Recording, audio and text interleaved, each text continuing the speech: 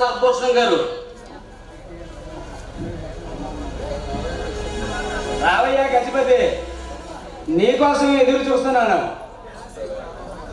మీరు నా కోసం ఎదురు చూడటమా? భగవంతుడి కోసం భక్తుడు ఎదురు చూడాలి కానీ భక్తుడి కోసం భగవంతుడు ఎదురు చూడకూడదు సార్. అంటే ఏమిటయ్యా నీ ఉద్దేశం? నన్ను దేవుని చేసి మాట్లాడుతున్నావు.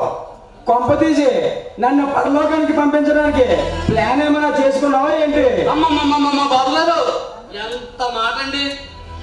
మిమ్మల్ని మా పాలి దేవుళ్ళ భావించడం తప్ప మరొక ఆలోచన లేదు.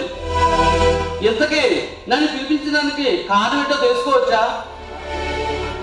కారణం తెలుసుకునే ముందు కాస్త మందు పుచ్చుకోవయ్యా.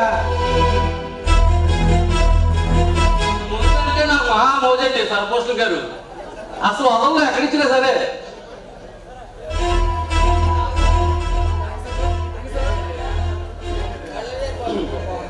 ఏమీ లేదయ్యా.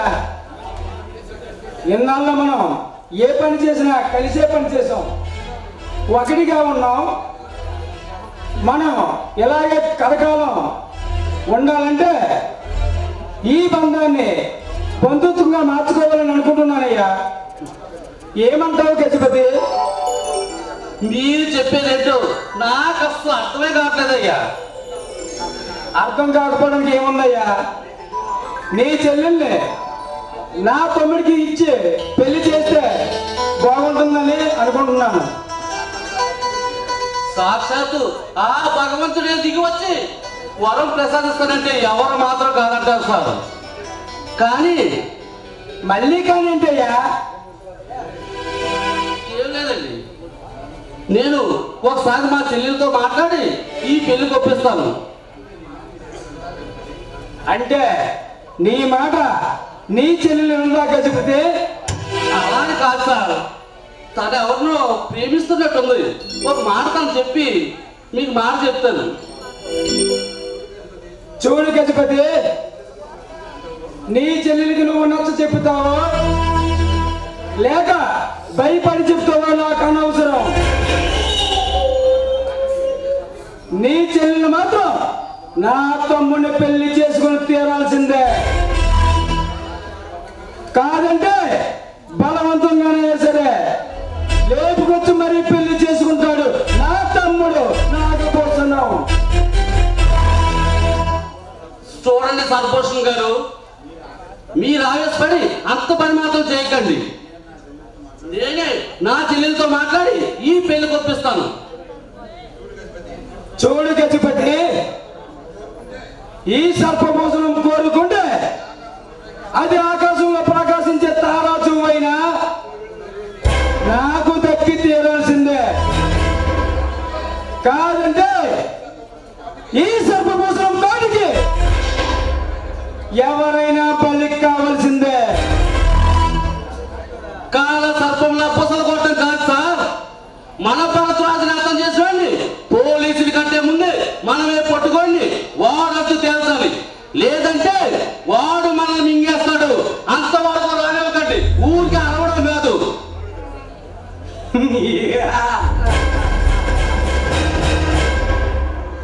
చూడు గజపతి, విధి రాత్రి రాసిన విధాతమైనా తప్పించుకోవచ్చు కానీ ఈ సర్పభూషణ పన్నుల పద్మవ్యూహంలో తప్పించుకోవడం ఆ అభిమన్యుడి వల్ల కాదు.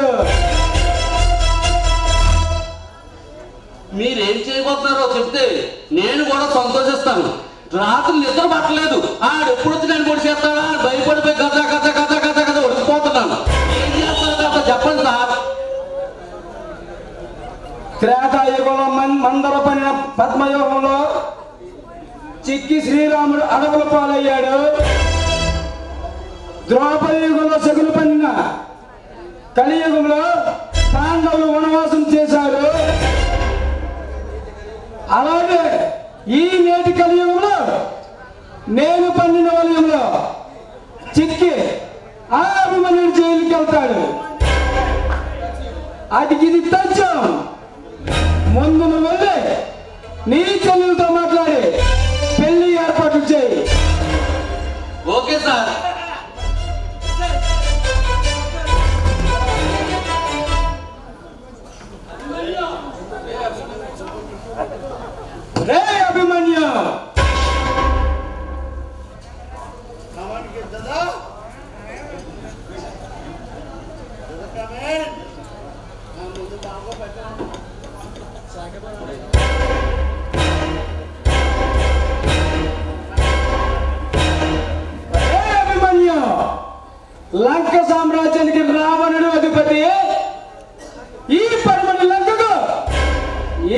సర్పభూషణం అధిపతి.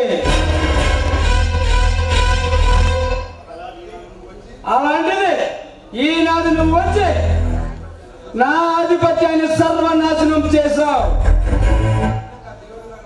ఆ పేదవాళ్లకు అడ్డంగా దేవుళ్ళ నిలబడ్డావు.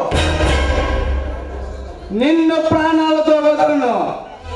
నిన్ను అంతం చేసి ఆ పరమలంక రైతులకు నేనేంటో నిరూపిస్తా.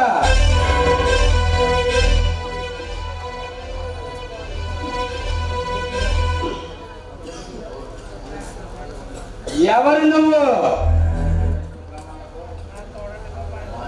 అమాయకమైన రైతుల ప్రాణాలతో చెలగాటమాడే నీలాంటి కిరాతకులను అంతం చేయడానికి వచ్చిన పూలని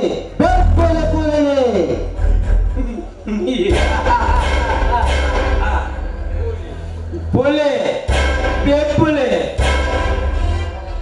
చూడు కుర్రకుంగా. రాజకీయం నా రైట్ సైడ్, గూండాయిజం నా లెఫ్ట్ సైడ్, రెండు సమానంగా రంగరించుకొని రాజకీయం చేస్తున్నా ఈ సర్పం మోసిన ముందు పెట్టుకోకు. కాలగర్భంలో కలిసిపోతావు.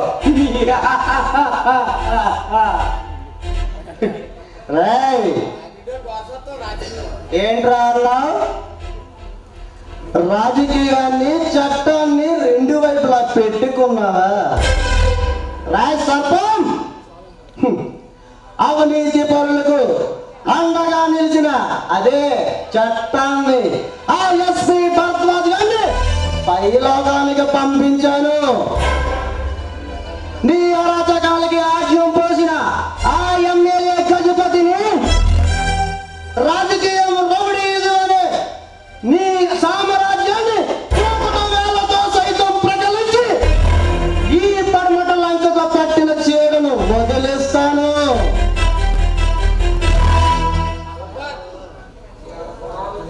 ఈ యావత్ భారతదేశంలో ఎమ్మెల్యేలు, ఎంపీలు, మద్దతు చేసే క్రూరమైన రౌడీలు కూడా నాకు సలాం చేసి సైడ్ అయిపోతారు. ఈ సర్పభూషణం పేరు వింటే ఆ భగవంతుడే భయపడతాడు. నా ముందు ఎంతమంది ప్రభుత్వ ఉద్యోగులు రాజీనామాలు చేసి పారిపోయారు. ఈ సర్పభూషణం పేరు వింటే ఈ పడమటలంకలో రైతులు సైతం ప్రాణాలు అరిచేతిలో పెట్టుకొని బ్రతుకుతాడు. అలాంటిది ఆఫ్టర్ బచ్చాగాడివి నువ్వు నన్ను ఎదిరించడమా? మరిగే రక్తం, పొంగే నరం, మండే గుండె, ఎగసే కండ, మడమ పౌరుషం మతి చేసే రోజు మాట మరవని మెదడు. ఇవి నా బాడీ స్ట్రక్చర్. దీనిలో దేన్ని గెలికినా చాలా డేంజర్ సర్పం.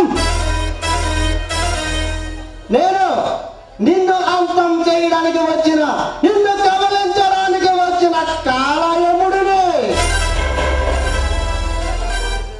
అసలు ఎవడ్రా నువ్వు? నా ఇంటికి వచ్చి తెగరెచ్చిపోతున్నావు. నీ ఇంటికే కాదురా, నేరుగా నీ గుండ్లు చీల్చి నీ రక్తం తాగడానికి వచ్చిన పులిని, పులికి బాభిమన్యుడిని.